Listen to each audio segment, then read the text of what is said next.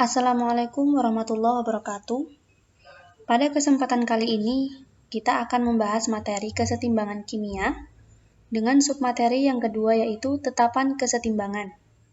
Konstanta atau tetapan kesetimbangan yang dilambangkan dengan K memiliki dua jenis yang berbeda. Yang pertama, tetapan kesetimbangan berdasarkan konsentrasi atau Kc. Yang kedua, tetapan kesetimbangan berdasarkan tekanan parsial atau Kp. Adapun rumus dari tetapan kesetimbangan berdasarkan konsentrasi atau Kc yaitu sebagai berikut, di mana ini diperoleh dari reaksi ini. Di dalam reaksi ini terdapat zat A bereaksi dengan zat B, kemudian setimbang menghasilkan zat C dan D, di mana masing-masing koefisien dari zat A, B, C, dan D ini berturut-turut adalah P, Q, R, dan S.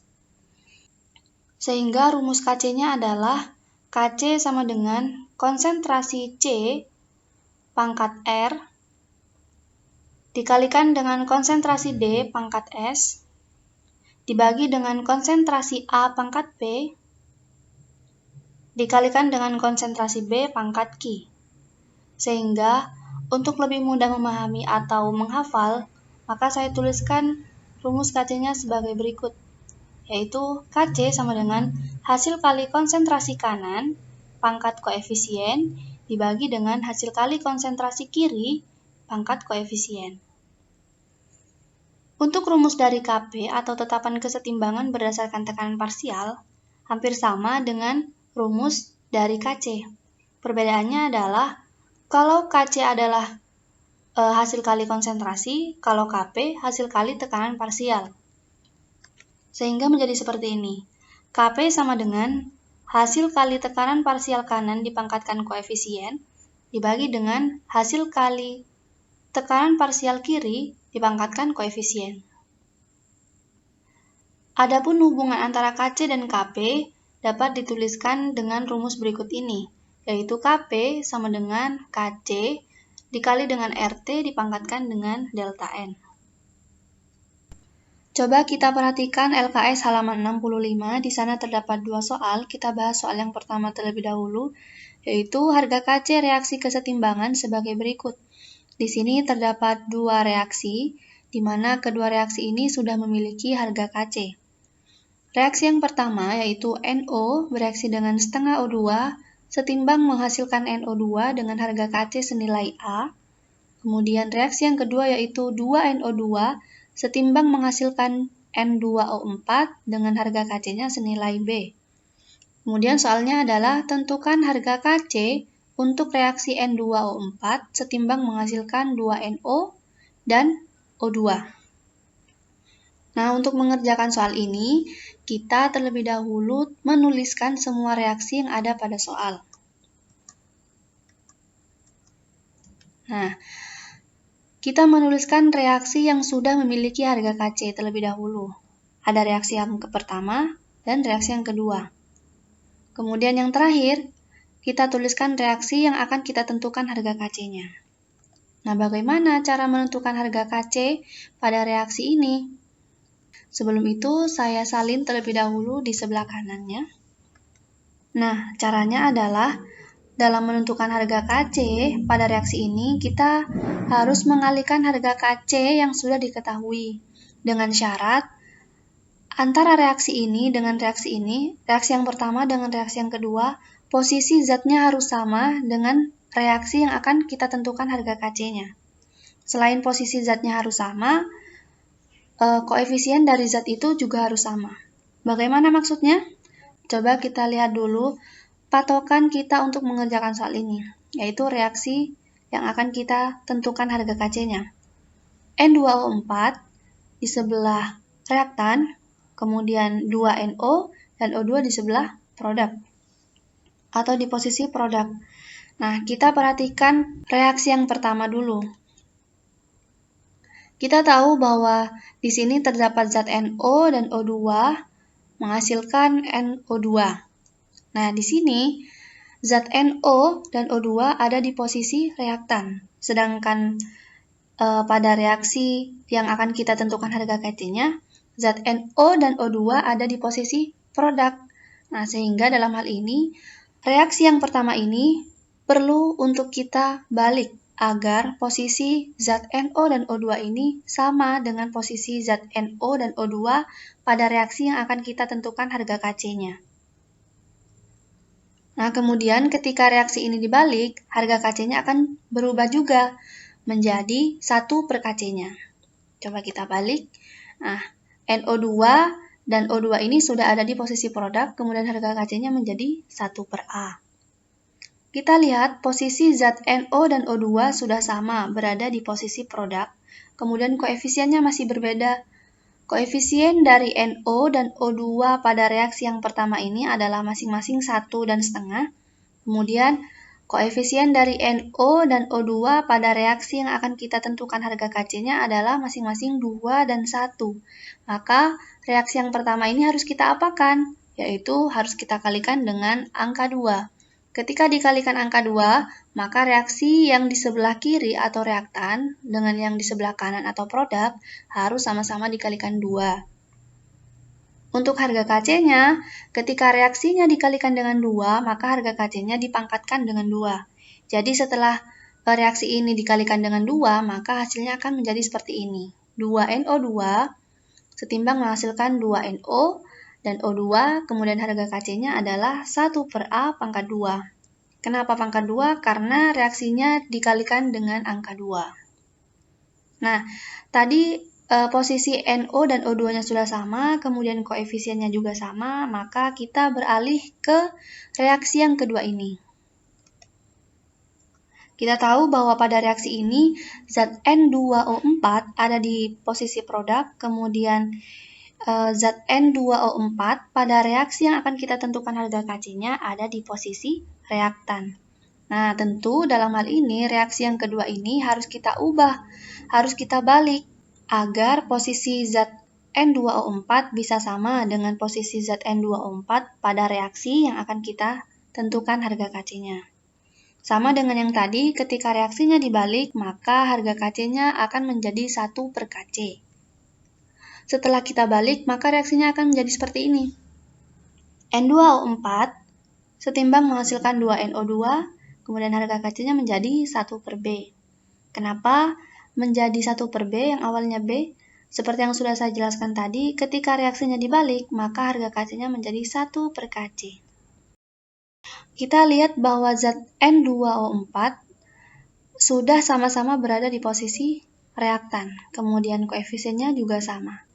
Nah, ketika dua syarat yang tadi sudah terpenuhi, di mana syarat yang pertama itu posisi zat harus sama antara reaktan dan produk, kemudian koefisiennya juga harus sama, maka harga Kc pada reaksi ini sudah bisa ditentukan, yaitu dengan cara mengalihkan harga Kc yang sudah kita samakan dengan reaksi ini, yang sudah kita operasikan. Jadi harga Kc untuk reaksi ini tinggal mengalihkan Kc1 dengan Kc2.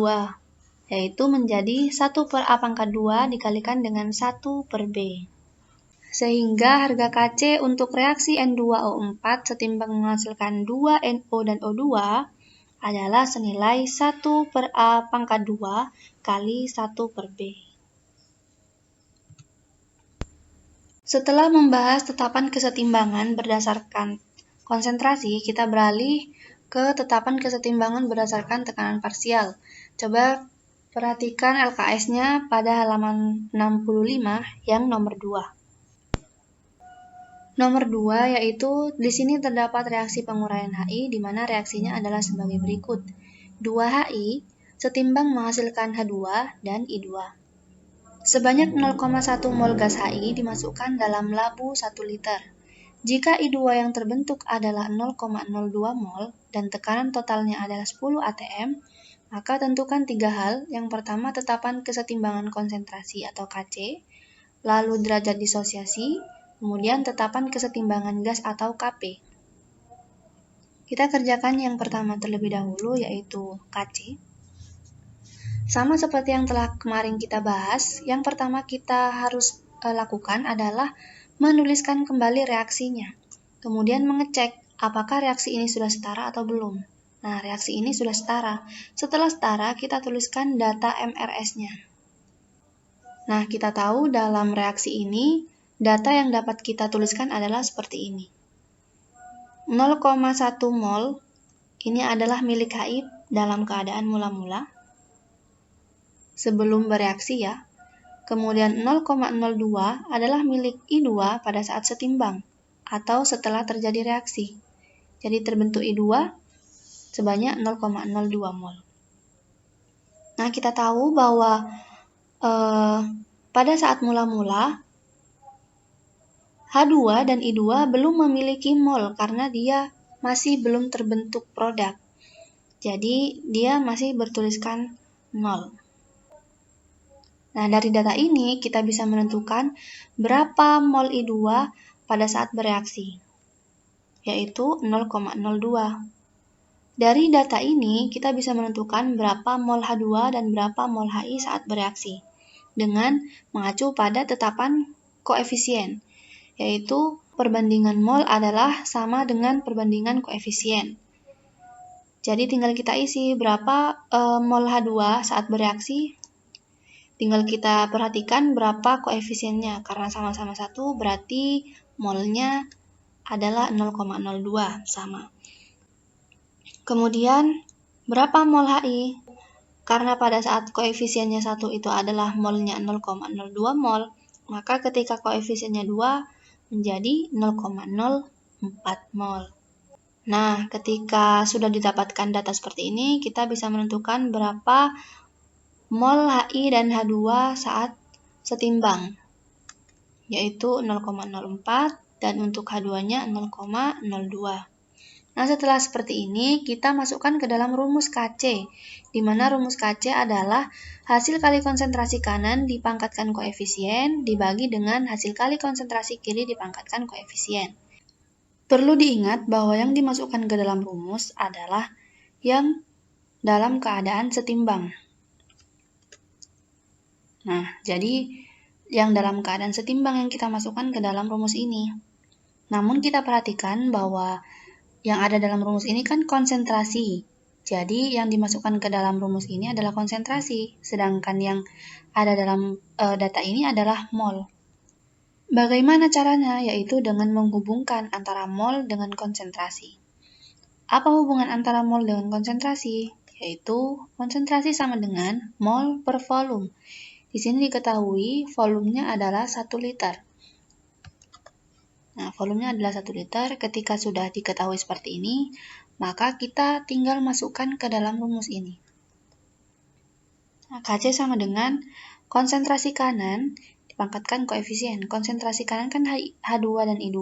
Kita masukkan konsentrasi H2 dikali dengan I2, pangkatnya 1, kemudian dibagi dengan konsentrasi kiri pangkat koefisien. Konsentrasi kiri zatnya apa? HI, kemudian koefisiennya adalah 2, di sini pangkat 2. Tinggal kita masukkan konsentrasi H2 diperoleh dari mol H2 dibagi dengan volume. Mol H2 berapa? 0,02 dibagi 1. Nah, menjadi seperti ini. I2 juga sama, 0,02 dibagi volume, 0,02 dibagi 1, kemudian untuk HI-nya 0,06 dibagi dengan volume, bagi 1 dipangkatkan koefisiennya itu pangkat 2. Jadi bisa diketahui hasilnya adalah 0,11 atau dapat dituliskan dengan 1,1 kali 10 pangkat min 1. Harga KC sudah diketahui hasilnya yaitu 0,11, kemudian kita lanjut ke derajat disosiasi. Berapa derajat disosiasinya? Yaitu kita harus tahu dulu apa rumus dari derajat disosiasi. Nah, rumusnya adalah jumlah mol terurai dibagi dengan jumlah mol mula-mula. Berapa mol terurai dan berapa mol mula-mulanya? Saya akan tunjukkan di sebelah kanan berdasarkan reaksi yang tadi dan MLS-nya. Nah, mol terurainya berapa? Yaitu 0,04. Kenapa 0,04? Karena dia yang terurai. 2HI yang awalnya 0,1 terurai sebesar 0,04 menjadi 0,06. Sehingga yang dimasukkan ke dalam rumus ini jumlah mol terurainya adalah 0,04. dibagi dengan mol mula-mula. Berapa mol mula-mulanya? Yaitu 0,1. Sehingga dapat dituliskan derajat disosiasinya adalah 0,04 dibagi dengan 0,1. Hasilnya adalah 0,4. Jadi derajat disosiasinya adalah 0,4. Sekarang berapa kesetimbangan gasnya atau tetapan kesetimbangan gasnya? Berapa Kp-nya? Sama seperti yang tadi, kita tuliskan terlebih dahulu reaksinya. Karena dari reaksi inilah yang akan kita masukkan nanti ke dalam rumus Kp. Bagaimana rumus Kp? Yaitu Kp sama dengan hasil kali tekanan parsial kanan dipangkatkan koefisien dibagi dengan hasil kali tekanan parsial kiri dipangkatkan koefisien. Nah, kita harus tahu terlebih dahulu berapa nilai P-nya. Nah, rumus dari P yaitu mol zat dibagi dengan mol total dikali dengan P total. Kita cari terlebih dahulu berapa mol totalnya. Mol total ini dapat kita ketahui dari reaksi yang tadi, yang MRS. Saya masukkan di sebelah kanan. Nah, berapa mol totalnya? Yaitu 0,06 ditambah 0,02 ditambah dengan 0,02. Jadi mol total ini adalah mol setelah dia bereaksi. Mol pada saat dia setimbang. Ya, 0,06 ditambah 0,02 ditambah 0,02 hasilnya adalah 0,1 mol. Kemudian P totalnya berapa? Ada pada soal, yaitu tekanan totalnya adalah 10 atm. Nah, dalam mengerjakan soal kimia, kita harus tepat menentukan mana yang diketahui, kemudian mana yang harus dicari. Setelah itu, kita tentukan P yang kanan dengan P yang kiri. Kita urut dari yang sebelah kiri dulu, karena reaksinya itu dari HI kemudian menjadi H2 dan I2. Kita cari tekanan HI dengan rumus ini yang tadi. Mol zat per mol total kali P total. Mol zatnya HI berapa? 0,06 dibagi mol total. Mol totalnya 0,1 dikali P total 10 atm.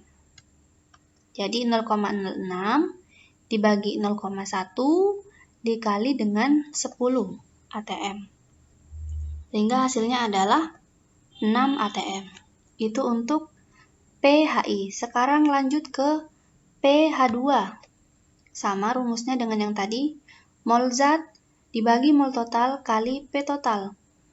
Mol zat H2 berapa? 0,02. Kemudian dibagi dengan mol total yaitu 0,1. Jadi 0,02 dibagi 0,1 mol dikali dengan 10 atm. Hasilnya adalah 2 atm. Kemudian sekarang lanjut ke PI2. Nah, PI2 sama dengan yang tadi. Mol zat dibagi dengan mol total kali P total. Ini mol dari I2 sama dengan H2, jadi bisa kita lanjutkan. Nah, PI2-nya adalah senilai 2 atm. Nah, setelah ini baru kita masukkan ke dalam rumus Kp sama dengan tekanan parsial kanan dipangkatkan koefisien dibagi dengan tekanan parsial kiri dipangkatkan koefisien. Jadi seperti ini, Kp sama dengan P yang kanan, PH2 dikali dengan PI2,